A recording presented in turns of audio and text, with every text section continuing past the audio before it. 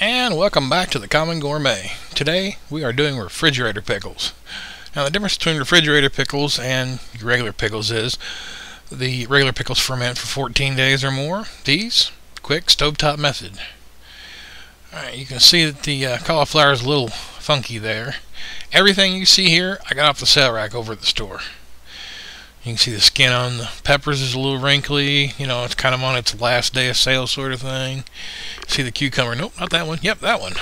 Yeah, it's got, see that funky hump on it.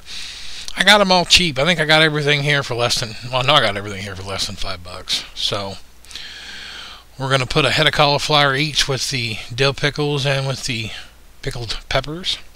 A little onion in there. Now I'm going with a very basic brine. My basic brine recipe is a quarter cup of water, a quarter cup of white vinegar, a teaspoon of sugar, a tablespoon of sugar, and a teaspoon of salt. And then you adjust. These are field cucumbers, and you can use field or you can use English. Either one works just as well. But for the dill, I don't want them sweet, so I'm going to use probably about half that amount of sugar, maybe just a titch more than half.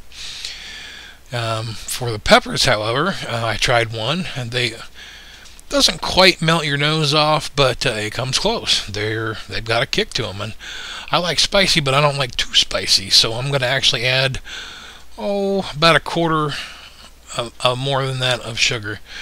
Now, this becomes an easier measurement when you realize that you're making, let's see, for the pickles, for the dill pickles here, I think I ended up making 6 cups of liquid.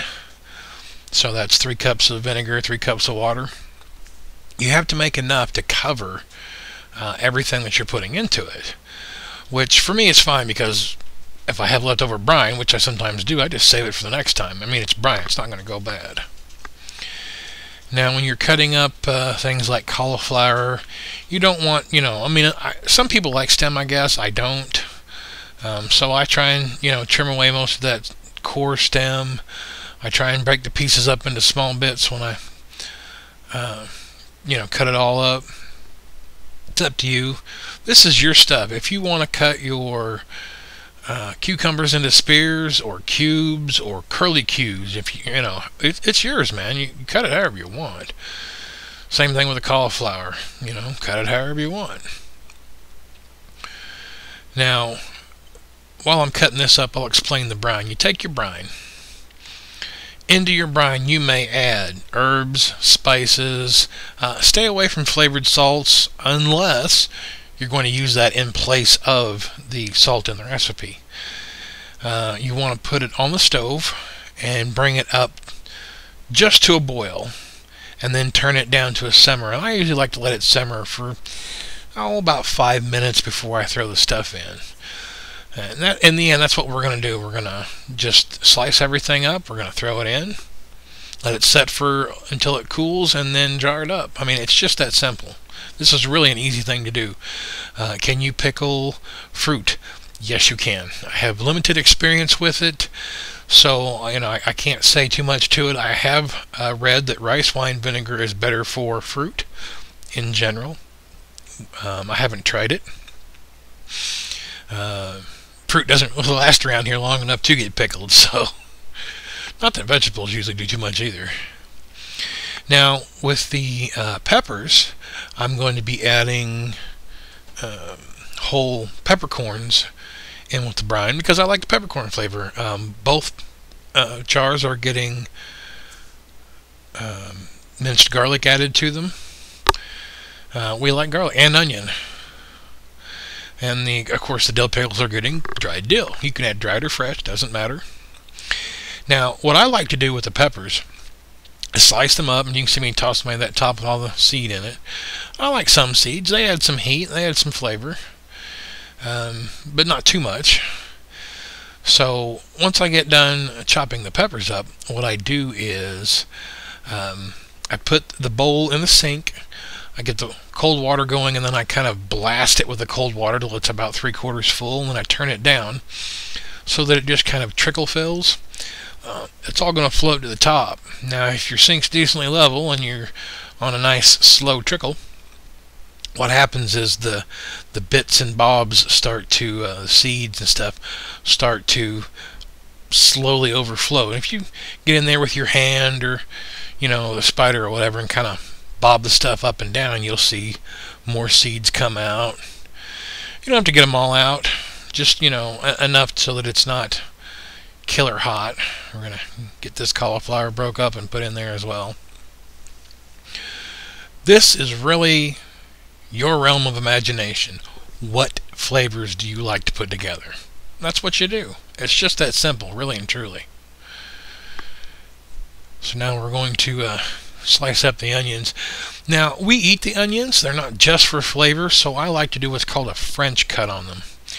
Cut the onion in half from top to bottom, cut the tips off, and then you slice starting at an angle, just like that. As you cut, you bring the knife more and more to parallel, and what you end up with is these little half moon shapes. You can kind of see them there. If you dice it up, it's hard to get a hold of a nice piece of onion. See nice little half moon shapes. Those aren't so big that they get hung up on everything, and they're not so small that it's hard to identify which is onion and which is not. So we're going to do that one more time just for anybody that's truly interested. Throwing a little more onion in with the peppers than I am with the dill pickles. I like the flavor. We're gonna do up a whole onion with the pickles. Now, technically, you can eat refrigerator pickles as soon as they're cool enough to pop in your mouth. I like to give them at least 24 hours, and these will last. Technically, they'll last indefinitely. It's just like with anything else. If you get a bacteria or something inside of a jar, you may see bits of mold or something on top, but that's only that'll take a while, and that's only if you've gotten something in the jar. The brine usually takes care of any microorganisms. So we'll get this sliced up. Pickles in my house usually only last a week or two, depending. Sweet pickles don't even last a week usually. We're going to get these all nice and sliced up, tossed in together. When you're doing onions, always be sure and kind of, before you throw them in the brine, give them a little scrunch up with your hands.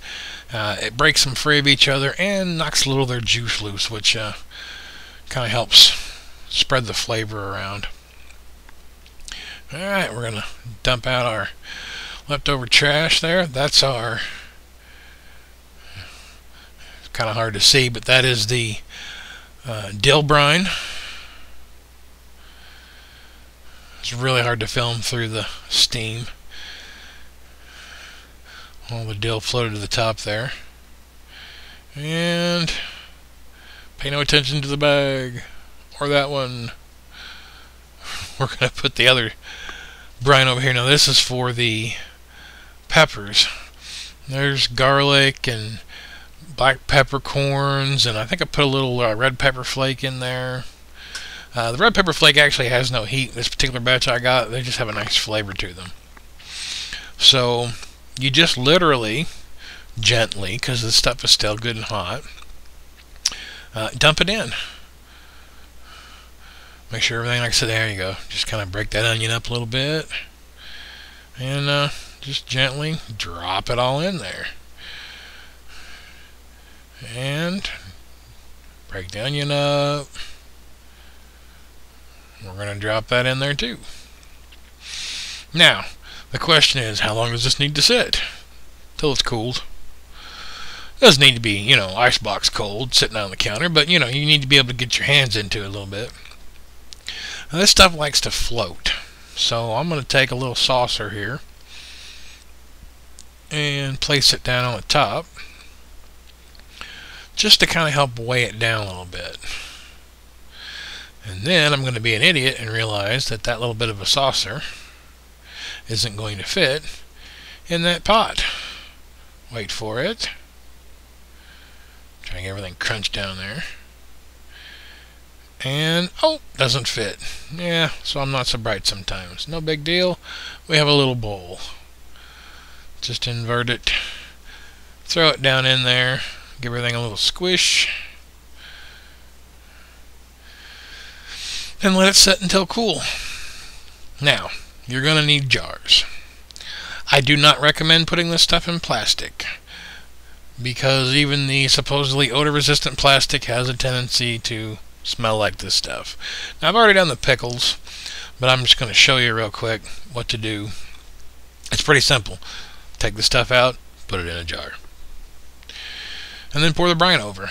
And if I have extra brine left, I will usually save it, because I tend to reuse it, especially like with this. So these particular peppers still ended up being pretty scorchy. They definitely brought a nice flush to the face. But I've got another batch sitting in the fridge right now. I haven't had a chance to mess with yet. But what I'm going to do, these pickles are about done, so I'm going to finish those off. I'm going to use the same brine. I'm going to add a little sugar back into it, which will still give the flavor and some of the heat, just not as much of the heat, and with a new batch of peppers. Now, after you've done that a time or two, get rid of it. You'll notice when it starts looking a little junky and whatnot, it's time to, get rid of it and make a new batch. Twice is usually about as 3 times total, I should say, is about as often as I'll use it. Now here, I actually did not have enough brine left, so I use a little leftover dill. Why? Why not? Could you top this up with water? Yeah, you could. I like my pickles very pickly. I like the vinegar in there. And that's really it. Leave the jar sitting open until you're sure that they're cool enough not to pop. Which, the stuff holds some heat, so, give it a little time. These were already pretty cool. They'd been sitting for several hours before I jarred them up. And that's it. Boom. You're done. Now, keep them in the fridge. Like I said, they last a little while, but they don't last forever. You may want to check them after a couple hours of being in the jar to make sure the little air pockets have fled back up. Top it off and enjoy. If you enjoyed the video, please give me a thumbs up. If you'd like to keep up with what I'm doing, please subscribe. And until next time, enjoy cooking.